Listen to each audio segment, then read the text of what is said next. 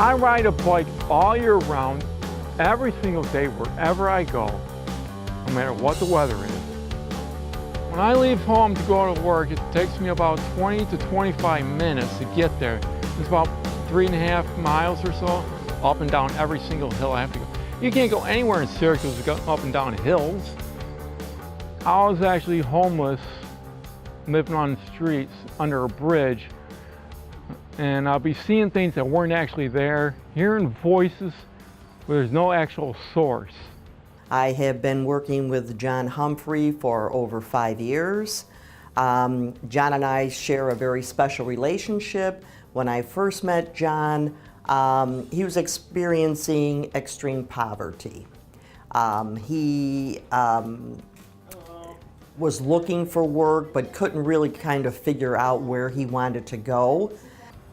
Well, see, when you go into the Veterans Administration, like for the mental health section of it, when you go there, your psychiatrist and your therapist have to actually recommend you for kind of a work environment.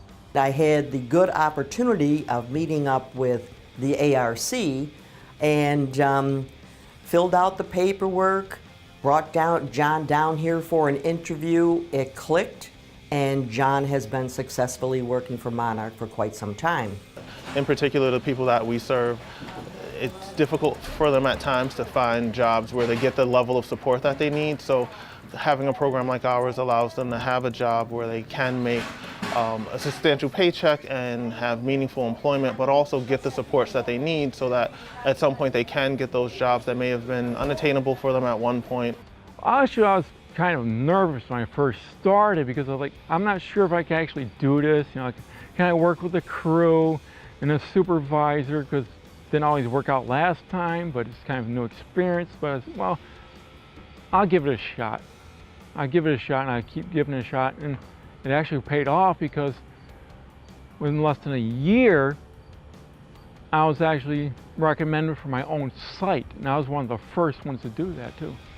As we picked up part of the Disabled Veterans Program, we decided that it would be better if these individuals had high skills, and some of our individuals, some of the veterans. So we experimented with cleaning sites without on-site supervision.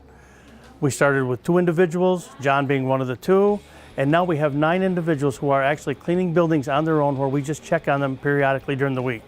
Well, I like my job for it keeps me busy. I use my job as kind of a therapy, because when I do things like mop the floors, I do it mindfully, and by doing that, I actually manage to cut back on my medications enough.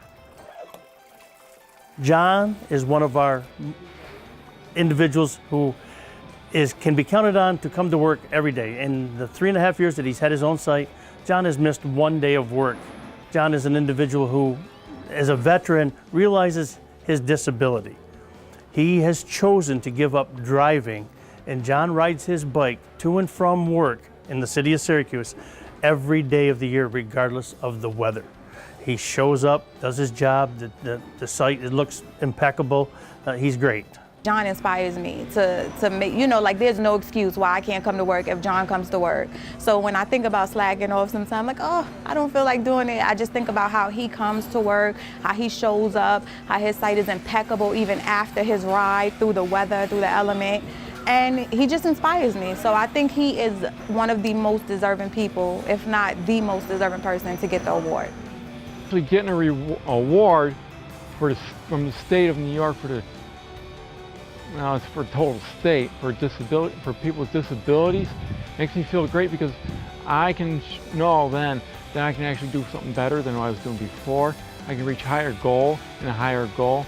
Just like a long distance runner may start at like 5 miles, but each day or whatever, they go a little further, they build more endurance and go even further, reach higher goals.